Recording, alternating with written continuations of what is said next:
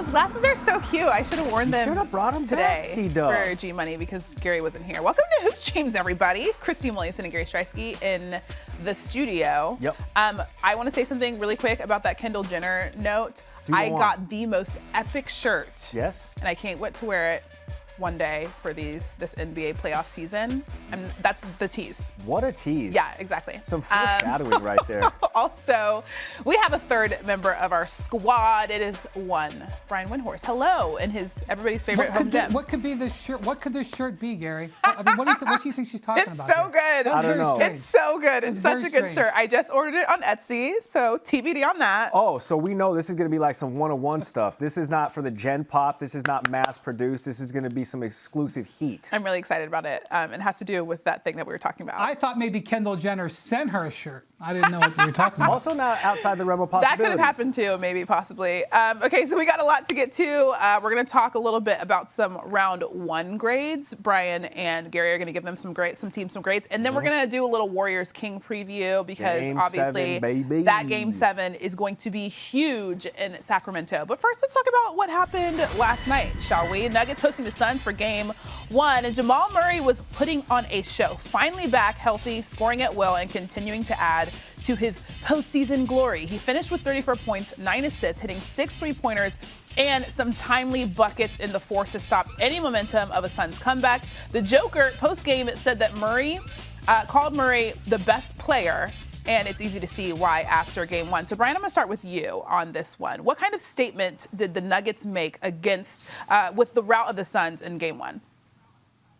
A pretty emphatic one, Christine, because the Nuggets didn't play great after the All-Star break, and their series with the Wolves was fine. It went longer than it should have been. It was fine. They weren't great, but they weren't bad. So I wasn't really sure what was going to happen here, and I had to give myself my own advice. One of the things I've learned covering the NBA so all these years is never overreact to a Game 1. No matter what you see, don't fall into the trap of saying this is the way it's going to be.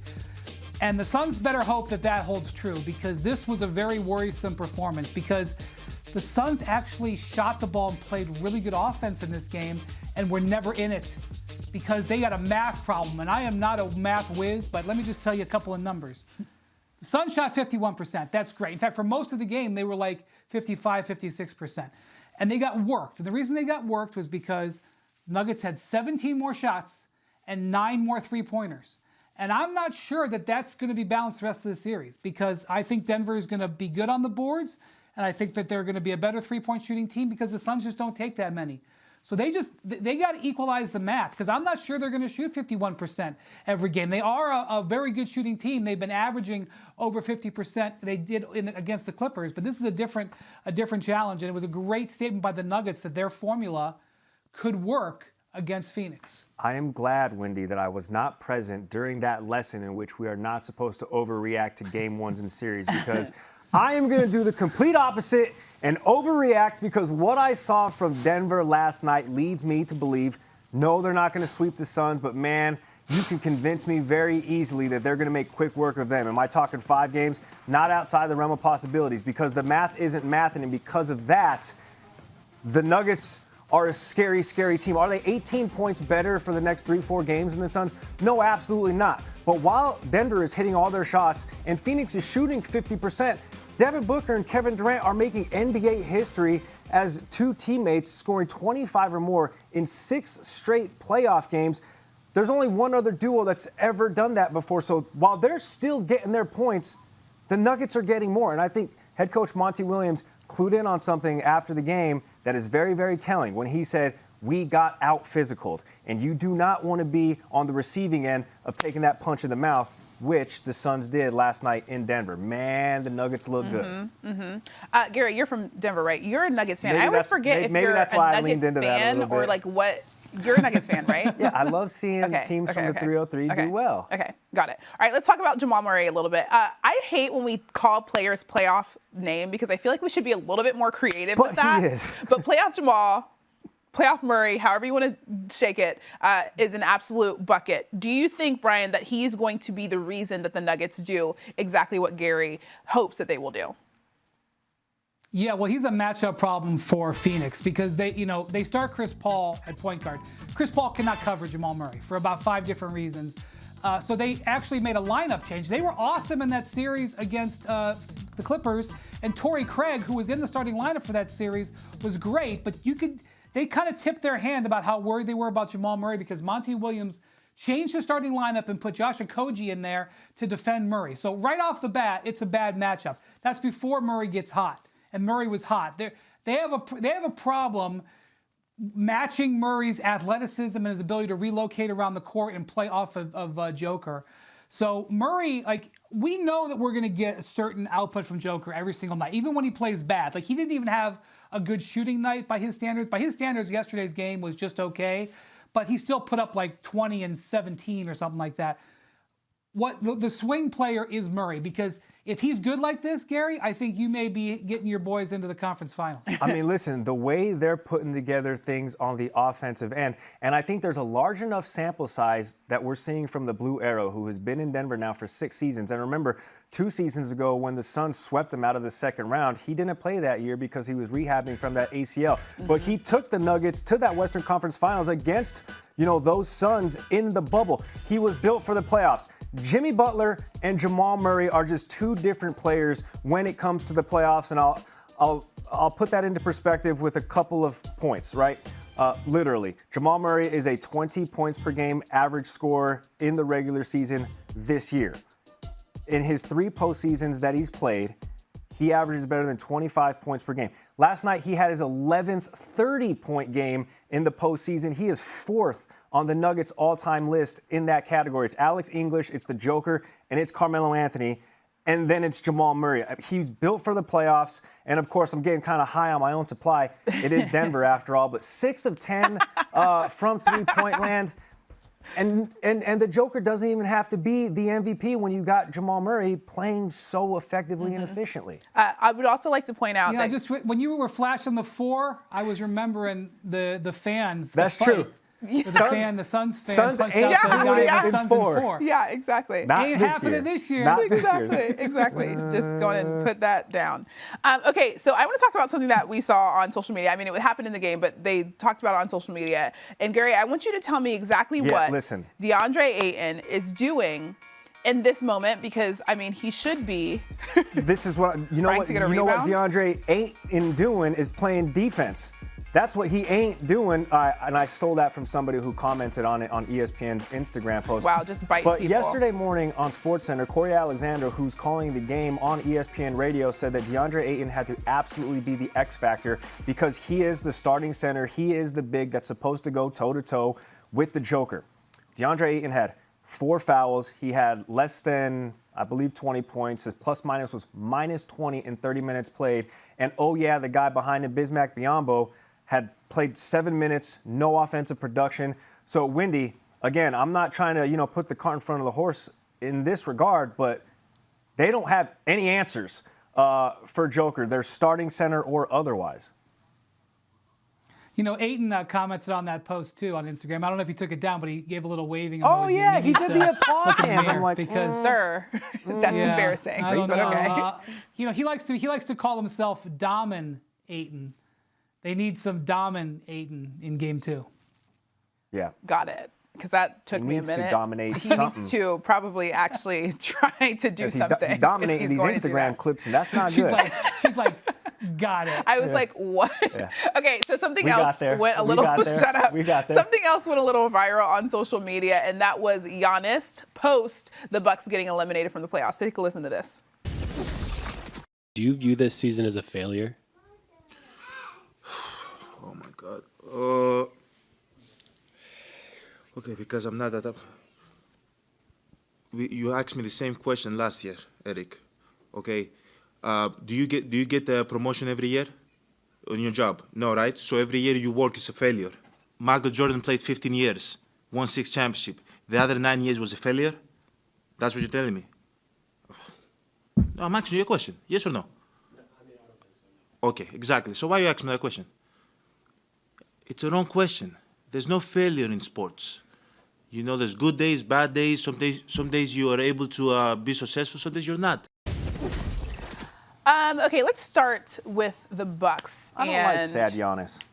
He was irritated. I don't like irritated. irritated Giannis. Okay, Wendy, I'm going to ask you this. Do you think that the Bucks season was a failure? Yes, but I don't mean to say that in like derogatory terms, like, oh my gosh, you're a bad person because you didn't win. They only have so many years with this core together. I don't even know if they're going to stay together. And this was a golden, precious opportunity in their hands, and they let it go through. And, I just don't know if, if they're going to be able to get back to this spot again. They had the number one team, in my opinion, in the league, and they had some things go against them, including Giannis's injury. I do agree with him in principle that just because you don't win doesn't mean you stink. It doesn't mean you're at the bottom with the Rockets or the Hornets. But it wasn't a success. How about that? I don't know if you define it. It was not a success. Right. For lack of a better term, and because I don't know another synonym that better describes failure, I would, short answer, say yes, it is a failure. I mean, they were the best team in the Eastern Conference nearly wire to wire, and I'm on record as saying that the Eastern Conference was way more stacked than the Western Conference. Ain't that right, Wendy? I was not on record by saying that. I also don't know if Michael Jordan would say that the seasons that he didn't win a championship were a success necessarily. I feel like he'd be like, that was a failure. I feel like he would 100% accept the fact that everybody was like, this is a failure. We absolutely should not be losing right now. But I do understand, like you said, Wendy, the sentiment that Giannis was trying to kind of exude there in that moment. Okay, so let's get some grades for some NBA teams, shall we? Let's start with the Knicks, who won a playoff series for the first time since I was born in 23 years. That's a lie. Okay, so second time, sorry, in the last 23 seasons. What grade are you giving the Knicks, Wendy, for at this point in Cavs in 5? I give them a B, which I know might surprise people because, like, wait a minute, they were awesome and they won 4-1, but I don't actually think they even played their best in that series. That was so remarkable about the way they dominated that matchup was, I don't think Barrett played well in most of the games. Obviously, Julius Randle only really had, in my mind, one really good half and then got hurt at the end. Josh Hart dealt with an ankle injury. Emmanuel Quickley didn't shoot the ball that well. They played well, but they have a capacity to play better, and they're going to have to play better against the Heat, who obviously come in here with a great momentum. Me and Wendy, we did not communicate before these grades, so I was actually pretty happy to see that I was in line with Wendy because he has forgotten more basketball than I'll ever know. I gave the Knicks a B+ because at the end of the day, this was a 4-5 matchup, so these teams were closely regarded against one another. And the 4-1 Cleveland, maybe that was a little bit surprising, but of all of those names that Wendy mentioned, it paid true and it showed true and it paid dividends. Like Jalen Brunson was the star in many eyes in that series, and he has the Knicks fans believing, and that is a dangerous, dangerous thing because the last thing we need is more Knicks fans getting any more vocal.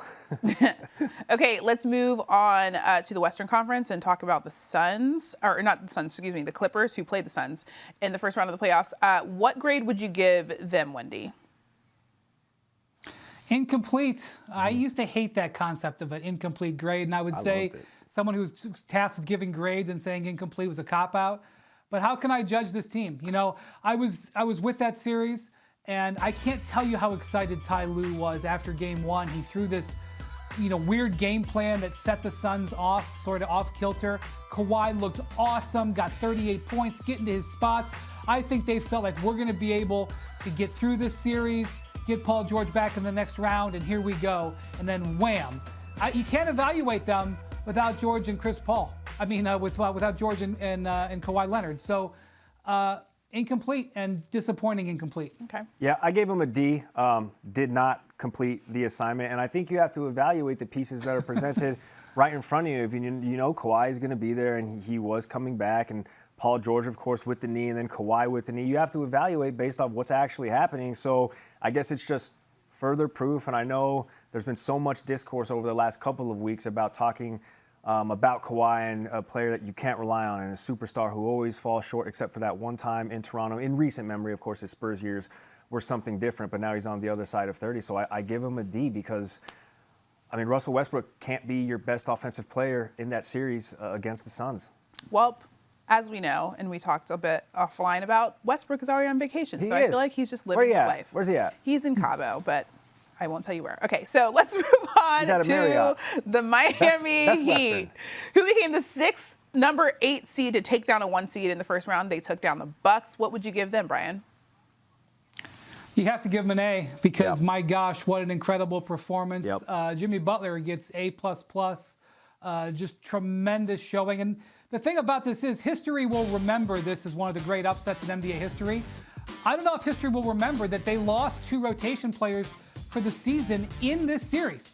They dealt with Tyler Hero getting knocked out like 15 minutes into game 1 for the series. Victor Oladipo, who sometimes was a valuable player off the bench for them, knocked out for a year in this series. So not only did they deliver at the highest level, including closing out in Milwaukee, but did it despite having those losses. And I'll tell you what, advantage for the Knicks, obviously, that they have home court starting today, because that's unbelievable that they wake up as a 5 seed with home court in the second round. But how could you not take the Heat incredibly seriously after their run last year, after what they've already done this year? Himmy Hebo, Himmy Butler, Him Duncan gets an A+ for me. 98 points in games 4 and 5. That's an NBA record as it relates to back-to-back closeout opportunities. Of course, game 5 being the closeout opportunity. So the Heat, A+. All right, let's move on to the Bucks. We already said that their season was not a success. Brian, what grade would you give them? D-, because I want to say failure, but I don't want to get into all that. Giannis did miss 2.5 games or whatever. They blew a lead in the fourth quarter in game 4, blew a lead in the fourth quarter at home in game 5, and completely looked out of their element in the end of the fourth quarter. Not acceptable. I gave them an F, and if we're not going to use the word failure, I will say that it represents freaking sad. I don't know. It's an F, man. They were the top seed in the East. Yeah, it's rough. It's rough. You should not get bounced in the first round of the playoffs. All right, let's go on to the Grizzlies, who decided to poke the bear and the Lakers, Come and on. now Yeah. they are where they are. Yeah. Brian, what would you give them? I'm giving them a D. Again, I only avoided the failure because the injuries that they had and the jaw wasn't right. But if we're being honest, it is a failure. But I can't ignore that 3 of their top guys were not themselves in this series. I gave them a C-. I actually liked the Lakers going into this Look at you. series. LeBron had something to prove, and AD, if he was healthy, he was the best player on the court at those times. I didn't really have high expectations for the Grizzlies, and they were going to get everybody's best shot because all they did in the regular season was talk that talk, and they couldn't walk it. Dylan Brooks going to need to find a new team. Yeah, because that was super rough. Okay, as you guys know, I feel like everybody loves a Game 7 in the NBA playoffs. I don't know. That's when things start to get really good. Warriors-Kings coming up at 3:30 p.m. Eastern on ABC. So let's dive into this matchup, shall we? And let's start with the Warriors. They've been here before, going 2-1 in Game 7s under Steve Kerr. Championship pedigree, but their Achilles heel all season has been, as we know, them on the road. It was a rough go for them. Are you concerned at all with the Warriors' outlook heading into this Game 7 in Sacramento? Boy, the thing about the Warriors all year, we say road, but really it's a code word for focus. They haven't been able to have championship focus. And we're just like, okay, just wait till they're healthy. Just wait till the playoffs. Their focus let them down again.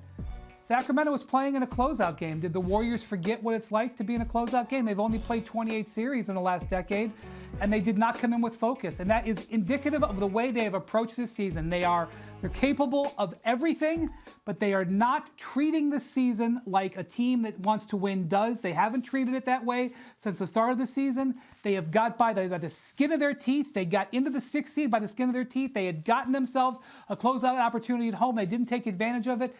If the Kings slam the door on their fingers today and send the champs home, it will because, yes, the Kings earned it, but also because the Warriors didn't approach this season or their opportunities seriously, and they're going to learn that lesson potentially today. I think there are 2 factors that are going to lead to Sacramento knocking off the defending champs. One, they're playing that Game 7 at the Golden One. We haven't had a Game 7 in Sacramento, and those fans deserve it. It's going to be like having a 6th man on the hardwood, and an additional note there is the Kings, after that last win, they said, we wanted to get back to ferocity on defense, and for the first time this series, they held the Warriors to under 100 points. Now they're going to have home court advantage to try to duplicate that with their fans behind them. Sacramento, moving on. It's going to be the Kings versus the King in LeBron James, keeping it all Cali. Not that it wouldn't have been all Cali if the Warriors won, but you know what I'm saying, man. I like the Kings. Okay, let's talk about the Warriors a little bit. We like to talk about Game 6 Clay, but we never talk about Game 7 Dre. So Draymond Green was one of 3 players in NBA history to play in at least 4 Game 7s and average 15 points, 10 rebounds, and 5 assists per game. So, Brian, I'm going to ask you this. Do you think that Draymond could be the secret X factor when it comes to this Game 7 matchup? It could be if his body feels good enough, because we're talking about guys in their 30s playing Game 7. You know, Game 7 2016, Dre was on his way to winning Finals MVP.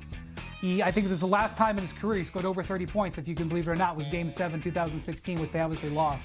So he was terrific in Game 5. He was arguably the difference maker in Game 5. He understood what he needed to do in that situation. But the big thing will be whether the Kings play small against him. The Kings played small and changed their lineup, went with Trey Lyles a lot at center. That was an attack on Draymond Green and the Warriors, and it worked. Let's see if they're more ready for Let's see if the Warriors are more ready for that strategy if the Kings go back to it today. Wendy tossed it up just so I could knock it out, because that's exactly what I was going to say. The Kings are younger, faster, more athletic. So while Draymond might have this and he might have this, the Kings got this. You know what I mean? Like, they are just young, hungry, and they don't care. They don't care about this Game 7 Dre. They don't care about none of that, man. Gary, I know that was me being De'Aaron a little Fox. bit more. You look just like him. It's great. Okay, so Brian, Gary mentioned the fact that it's going to be the Kings versus the King. Who do you think, though, that the Lakers would rather play? Is it the Sacramento Kings or would it be the Warriors? Warriors. I think what Gary just said is what the Lakers are thinking about. I don't think they want to run with those boys. Now, the Lakers are one of the fastest playing teams. They were in the top 5 in pace this year. They're not afraid of going up and down, but that's high speed, and their bodies are already worn out a little bit from the Grizzlies. We saw LeBron, slow down a little bit near the end of that series. And look, they were 3-1 against the Warriors during the regular season, or at least I think 2-1 or 3-1. They won the season series. They won up there in Golden One Arena at one point. They're familiar with them. I don't think you'd ever want to say, oh yeah, I want the Warriors, but I don't think it would break the Lakers' hearts if they had a more familiar team that could play a little bit more their pace with some dudes in their 30s. I think the Lakers playing against dudes in their 20s is a big ask right now. We've all been in an open gym scenario where everybody is gassed and you sort of make that eye contact with the person bringing up the ball, and we're all tired and they kind of look at you like, yeah, I'm gonna take this off. Don't worry, we're both gonna catch our breath real quick. And that's what the Lakers would get with the Warriors, in my mind. The Sacramento Kings ain't making no eye contact, because 1 second you see them, and then if you blink, De'Aaron Fox is at the cup already. So I think the Lakers would rather see the Warriors. All right, Warriors taking on the Kings at 3:30 Eastern on ABC. Don't miss that one. It'll be a really good Game 7. Also, before that, Game 1, Heat Knicks to kick off the second round. Take a look at this. There are bad feelings between these two teams. Whenever those two teams faced each other, it was always drama. They knew that if they played against our team, we were coming after them. This one's going to get really ugly. And there's a fight breaking out. Jeff Van Gundy is on the bottom of the pile. Houston ducks under. Got it! For the 3rd straight year, the Knicks break Miami's heart. Miami ripped the heart out of the New York Knicks. It's always good for the league when there's a Heat Knicks playoff series. Let's get ready to rumble! Yeah, it's time for the main attraction as we get you set for the Heat versus the Knicks, coming up at the top of the hour on ABC. You can also watch on the go with the ESPN app. Smart to just stay log in with your moisturized. cable provider and authenticate if you're watching right here. Now, as you just saw, this is a rivalry renewed between Miami and New York in the playoffs. These two franchises have had some epic playoff battles, like literally, when you think about all the things, all the drama that has gone on between these two teams. Brian, I'm going to ask you, what is your favorite memory when it comes to this rivalry? How can you not remember Jeff Van Gundy chomping at Alonzo Mourning's ankles like he was a, what? I don't want to say a Rottweiler, because I would say more like, what was it? The Chihuahua, like the Taco Bell dog. Little Pomeranian. That was one little Pomeranian. How can you not remember that epic moment where, like, Van Gundy comes running out there and just grabs him by the foot? What else is he going to do? He sees him and Larry Johnson throwing hands. Was he going to get in there? No, it's like, I'm going to get his foot. I mean, it is just is burned into my memory as 90s basketball of that play. And this series, again, with Melo and LeBron, I covered that series. It wasn't the same. I know it was Heat Knicks. We're thinking about 90s. And by the way, this is a 90s style Knicks team. They play rough, they play slow, and it's a 90s style Heat team. They grind it out, and it's the same ethos. Eric Spoelstra is like an outgrowth of Pat Riley. They believe the same things. If I showed this game today to somebody from the 90s, they could kind of relate to it. I think if I showed somebody from the 90s Warriors Kings today, they'd pass out. If I showed somebody this, this would make sense to them. So that's what we're going to look for today. 96-93 type of game today. So I'm just wondering, like, who is the Alonzo Mourning and who is the Larry Johnson as it relates to, send your guy, we're going to send my guy, we're squaring up. Body shots only, don't hit the moneymaker, but we are exchanging blows. We knew we're not going to get that from the Melo LeBron James series, right? But is it like a Udonis Haslem, Julius Randle type situation? Because you're not getting that. But I will say, at first, when Eric Spoelstra said, we're like a Navy SEALs team, you drop us anywhere and we'll be all right, I think all of us were like, all right, yeah, that's an easy cop-out. All right, yeah, of course. Let's see you beat the Bucks. Well, then they demolish the Bucks. They handle the Bucks. So it's looking more and more like Spo and his team, they're backing it up, man. You can drop these dudes anywhere, and they will scrap with anybody. It wasn't too many seasons ago when it was Bam Adebayo likening the Miami Heat to junkyard dogs. Yeah. So they're about that life. Yeah. I thank you for explaining that, because when Spo originally said that, I was like, what is he talking about? Drop us into enemy territory and we got this. Now it makes sense. Thank you, Gary, for that context. All right, it's now time to see who's built for everything, brought to you by Xfinity 10G Network. So we like to call people postseason things. Postseason Jimmy is here. Jimmy Buckets is averaging 37.6 points per game in these playoffs. He also increased his rebounds, assists, and three-point percentage from the regular season to help the Heat send the number 1 seed Bucks home in the first round. He has said that playoff Jimmy isn't a thing. But where does this explosion in production come from, Brian? So here's the little nuance there. This is the real Jimmy. Jimmy in the regular season is just kind of like, okay, I don't want to say he's on vacation, but he's just like, he's here. He's just chilling. He's good. He doesn't care if he doesn't make the All-Star game. He's like, I'll go on vacation. When we get to the postseason, that's the real Jimmy Butler. So I think he's back to par, if you will. And a big thing in this game, Julius Randle is out. The Knicks announced a little bit ago that ankle injury is going to prevent him from playing. In the regular season, the Knicks were 3-1 against the Heat. Randle was awesome in those games. He averaged 27 points and I think 9 rebounds, 5 assists.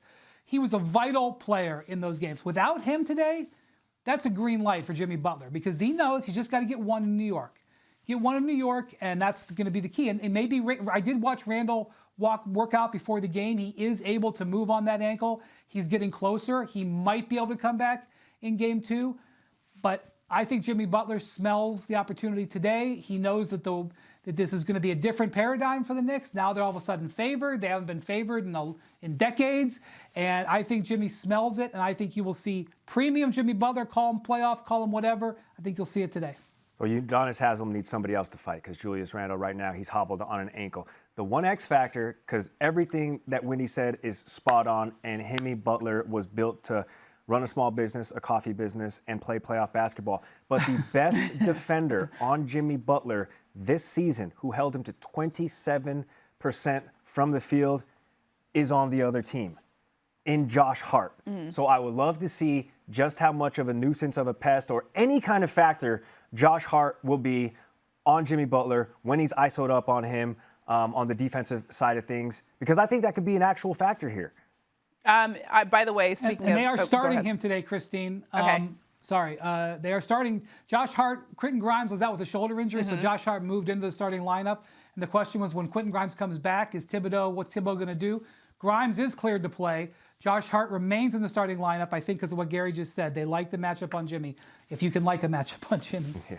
Also, I wanted to go back much to as the you fact can. that you mentioned the fact that Jimmy Butler is really into coffee. If you guys have the Maps app, you can look up Jimmy Butler's favorite coffee shops in all of America, and one of them is in New York, so he'll probably be visiting that sometime Is during it the called series. Starbucks? No, he's a real coffee guy, Gary. Okay, so ESPN Analytics gives the Knicks an 80.3% chance. As you mentioned, Brian, they are the favorites to win Game 1. How do you think that the Knicks are going to handle being the favorites in this matchup? Man, this is going to be hard because they still are inexperienced relatively. You know, you're looking at guys who have not had this opportunity before.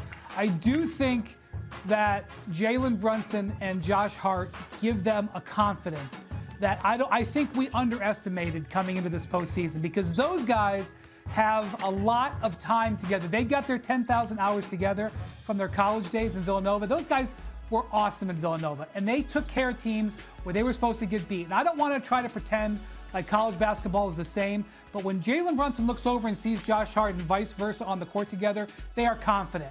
And so if you're going to give me a reason why I believe in the Knicks today, it's because those two guys are out there and those two guys don't get rattled. And I think that will be the game. Brunson and Hart's toughness against the Heat's collective toughness, especially Jimmy Butler.